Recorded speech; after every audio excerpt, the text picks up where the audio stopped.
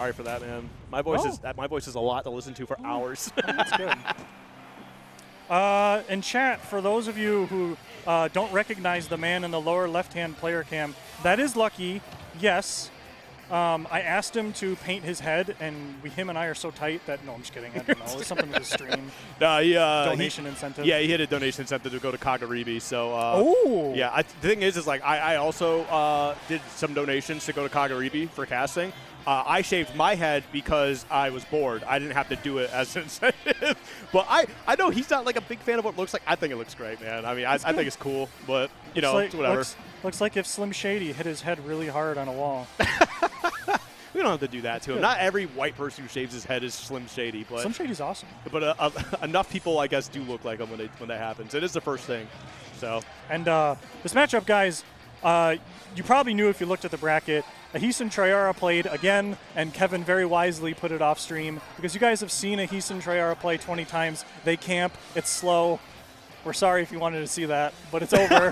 We have the result here. Listen, man, I've cast enough slow matches. I've cast so many Jakes and Versonics. Oh. So like it's just nothing new for me. Did you see the big tournament we had like 2 weeks ago or a week ago, Counter Hit? No, I actually did not find out about until the night before. Okay, so at Counter Hit, Ahis and Treyara played on stream, and there was, I think it was game 1. It was like 3 minutes in, and neither of them lost their first stock. They play so slow. That's what it's all about.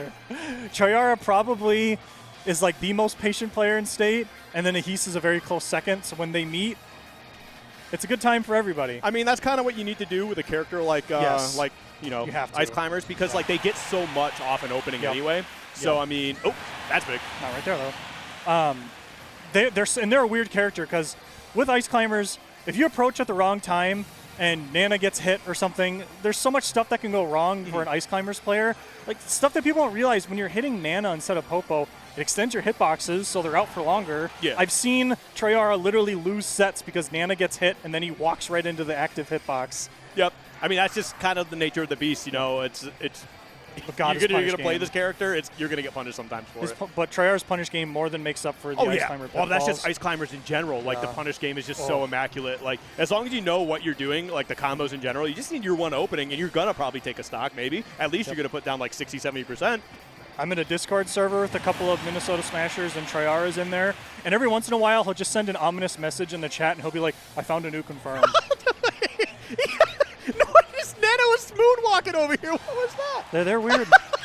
Very weird. I don't think I've actually seen that before. She was hitting that, though. She was hitting that. Follow-up. What the heck?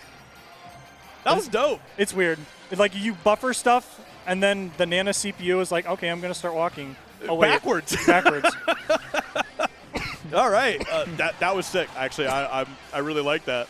But as we get into this game, though, Treyara does have a very, very solid lead against Lucky here. Again, this could be a bit of a problem with the matchup. We all know how good Lucky is as a player. Treyara obviously very good in their own right. But I think this also comes down to a bit of a matchup problem here. We got that back air. Will be enough despite how heavy Piranha Plant can be. Treyara is coming off of at Counter Hit.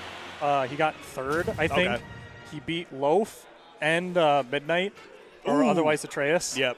Yeah, really crazy. I think he got sent to losers by Loaf game 5, made it all the way back to Loaf in like losers semis, and then beat him. Yeah. Which is just crazy. Yeah, that's big. That's big. Super good stuff. Probably the biggest losers run I've ever seen in Minnesota. That dude ran through the gauntlet. I mean, I know Counter Hit was definitely a pretty stacked event too. So I mean, just doing that in general. Candle Onin Grand Finals. Yeah. It was good. Yeah, that candle culture. Love it. By the way, Candle is Minnesota. I know Wisconsin tries to claim them. Candle is Minnesota. I'm sorry, Candle's Minnesota. Candle comes to our stuff more. So we get to claim Candle in all region power rank talks. I think that would be, that would put Candle as Minnesota. Sorry, Wisconsin. Sorry. It's not your fault. It's just a nature of the beast. You know, where did the numbers show? The numbers show Minnesota. I assume they live in Wisconsin. Like right on the border. Yeah. So it's kind of awkward for them to go to Wisconsin events, but Minnesota stuff is bigger a lot of the time. So every once in a while, Candle will just make the drive. Yep. All right. And small battlefield stage.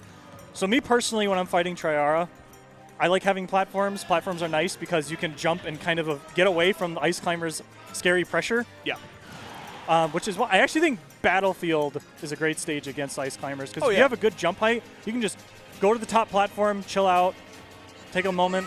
Ooh, Yep, well, Nana must have been a really high percent. Yeah, that was. Popo's at 30. Nana died to Patui. This is literally a 2v1 in that scenario. That's actually very, very crazy. I know that Nana has been getting bopped around here quite a bit, but that was like, that had to have been a very crazy percentage difference. Yeah, we get to see the best Sopo in the world. I wish we could. I mean, I know it'd probably nerf Ice Climbers if you really look at it, but we had like a smaller percentage. Like, Yeah, right that'd be here. nice. Just No, to I show- totally agree. Just to show what Popo or Nana's I totally agree. Sometimes it's hard to know.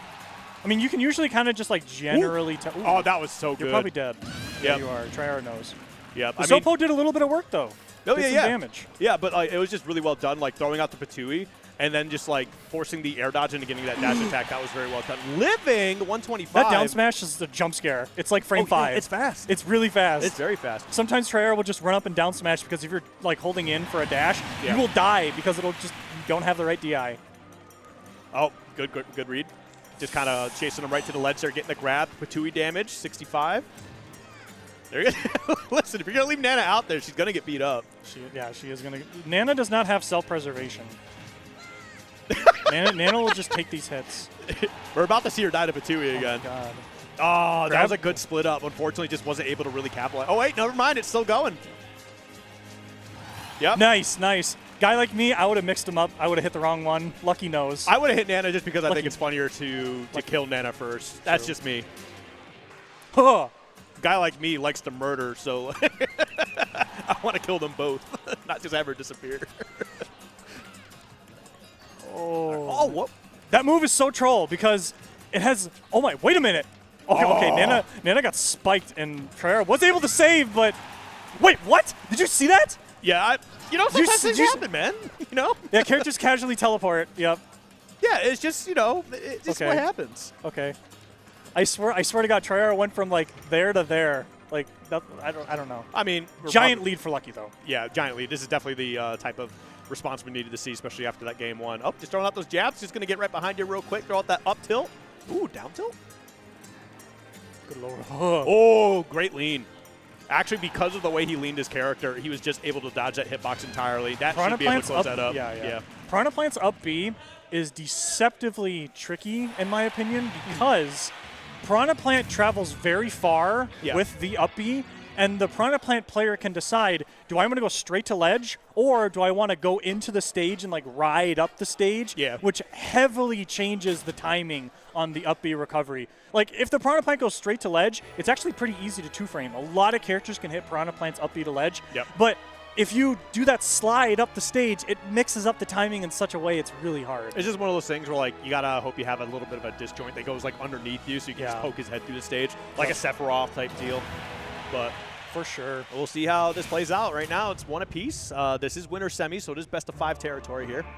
Very true. We're going to see how this plays out. We are going to Hollow Bastion. Hollow Bastion. I know Treyara likes this stage. I see him counterpick people here quite often. No, I know this stage is, like, very well loved for a lot of characters. I mean, the way I've always kind of described it is like you pretty much break it down into 3 segments, right? You got one with a platform and then 2 sides without a platform, and you're able to kind of like really cover so much space here, really kind of like control so much of it with certain characters, and I feel like Ice Climbers can definitely do that.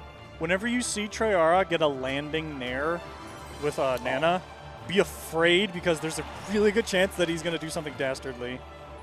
Like, so craziest combo I've ever seen Treyara hit was he grabbed somebody at 0. Yeah. And he did like something into down throw, forward air spike, and then he sent Nana down and Nana footstooled the player. That's actually really funny. So that you couldn't recover. They lived the spike, but they died because of the footstool after. Just really crazy stuff. That is actually very insane. Like, that's a crazy thing to just kind of think about in general. But it was just the something, which is every Ice Climber combo. I don't know. Half the combos in this game to me are just something into a finisher. Yeah. I mean, that's kind of how it works. There we go. Going to be able to take that first stock. And Lucky, after a rough game 1, a better game 2, and a great start here in game 3. But we're going to see chasing down with those blizzards. And a good lead here for Lucky. I mean, as long as Lucky does not get hit by a smash attack, Lucky's going to live for quite a while longer. Back air, I don't even think at ledge Ice Climber's back air kills. Okay, now it definitely will. So yeah, back air is messed up. Yep. Oh. It's like 2 cloud back airs, but like diet. I feel like But he 2 could is have better just than done 1. like a falling nair, and I understand like going for the, the spike would have definitely got rid of the Nana, but I feel like he could have really changed up a little bit. That was almost really cool. Using the pummels to break him up. Yeah. Guys, if you didn't know, your character's pummels have a hitbox. So if you grab one of the ice climbers, you can pummel, and that little hitbox can separate them. Well, I think it was Treyara actually buffered a down smash and it potentially trying to break up. I mean, granted, when you're in the throw, like that's it, like you're getting the throw. But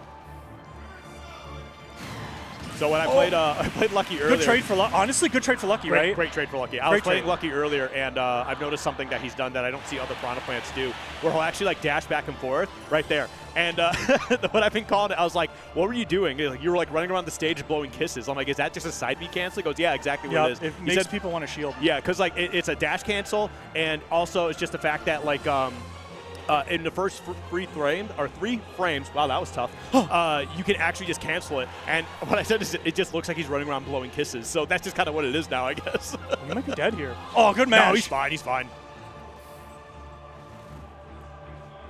Okay, he's going to create some space there with that get-up attack.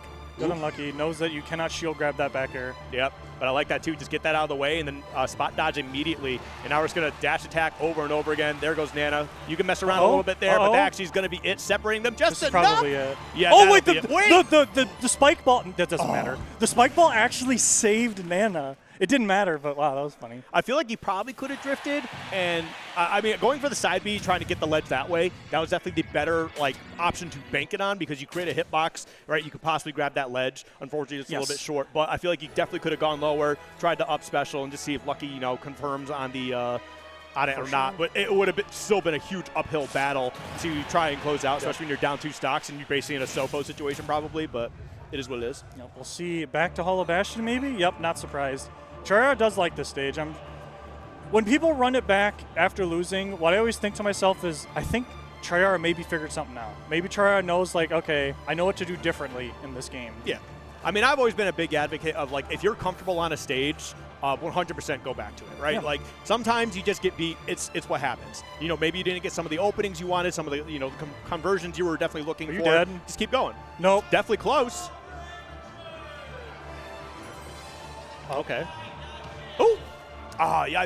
With Nana being the other side, I was kind of hoping there was going to be some little confirm into that, but unfortunately it's just not the case Nana's here. dead. Nope. No. Good save. Wow. Oh, wait! No! That was so weird. Nana! Piranha Plant's down air being terrible at spiking was actually good for Lucky there. Yeah, that was a very silly scenario, but we are going to get the double forward smash, and I don't know exactly what happened there. I think you might have actually saved them with Nana's forward smash, it being a little Oh my god, further double back. roll. Oh my god. What? Dude, I love really goofy matchups because like there's just so much weird stuff that you're like never gonna see ever, and then you're spending half the time just wondering what happened. We had a winners finals. Oh, you're dead. No, great DI. We had a winners finals like 3 or 4 weeks ago. Pac-Man Bowser Jr. Mm-hmm. So don't know if I've ever heard of that happening in a grand finals anywhere else. It's definitely a Smash Doku or whatever. I think they do it for majors, but still, it's one of those things like you just never really see anywhere else. But as we can see right now, okay, great parry. In the back, you're going to be able to close out that stock. 46% now separating the two of these players. You took some poison damage, but honestly, you got rid of the stock. That's more than worth it. Oh, God! I mean, look, you're basically even at this point now. So you're just down by 5% after all the trades here. This could be okay. Up throw? I don't mind that because, like, again, like, Piranha Plant can struggle getting back down to the stage. He doesn't have the most incredible options to get out of disadvantage when he's up above you. And Ice Climbers are not bad at juggling. They got some tools that to really being mess said, you up. I've never seen Ice Climbers up throw. Yeah, that is the other side of it. That is the other side. That's new. Chat, we saw something new today. Had to have been like a percentage thing, just knowing like going for a down throw or forward throw, whatever. It's just not going to get you anything out of it. Oh, it's stuck around. And now Nana's dead. Can the Sopo do some work here? I feel like Sopo is just one of those situations where like you're super nervous. You know it's just one Ice Climber and you don't want to lose to it. You don't. I don't want to be the guy that loses to Sopo. Right. I have been. And right now, I mean, Treyara, good match. Oh, yep, very good match. Treyara is doing a great job, just barely getting around that Patui, but unfortunately the back air will be enough to close out that stock. 116. 116 is not bad. That's not bad here, right? You got a couple up airs right there. 136 now still remaining untouched. Gonna get a shield up for that Patui. Nana taking a little bit of damage, but you can definitely close this out. Yep. Oh. Great DI. Man, Lucky's been living so long. I think that actually helped because of Nana's back air. I think he was able to get a better DI off of it. Maybe. If he didn't already have a good DI. Yeah, I think you're right. Very rarely do you see people live till 150 against Treyara this often, and it really is. I mean, obviously, living long equals good. That's obvious. But you really don't see people live this long against Treyara. You were about to say living long equals good, or living good equals long. It's okay. It's okay. Like, it's I even messed up trying to say it. So. But yeah, we really don't see people live this long against Treyara. Oh wow, good 2-frame. But yeah, 150, 160. You don't live that long against Treyara usually. Lucky's doing a great job with the survivability in this set. Oh yeah, no, this is definitely the position that Treyara would want to be in, though, right? You got your 0%. You're gonna have to get the percentage, whatever percentage you want, to get your opening to try and close this stock out. Gotta protect However, Nana has definitely a lot more than 110, guaranteed. If you lose Nana, this game is all but lost. As long as you have Nana, you have a chance. Okay, there we go. Squall Hammer with a couple of icebergs following up. We're seeing some of those desyncs come into play. Lucky, it's okay. You can take this chip damage as long as you don't get. As long as you don't let any haymakers touch you. Lucky's not bad at the ledge at all, right? But like, you are going to lose a battle of attrition just by staying there dealing with ice climbers, just because of what they're able to pepper you with. Treyara's slowly coming back. Yeah, I mean, that's the danger part. You got to respect the ice climbers, but at the same time, you can't just like be too passive where they're going to get into you. Like those Squall Hammers have been doing a lot of work just getting these openings. What a great grab! Oh no, Patui. Oh, that backer.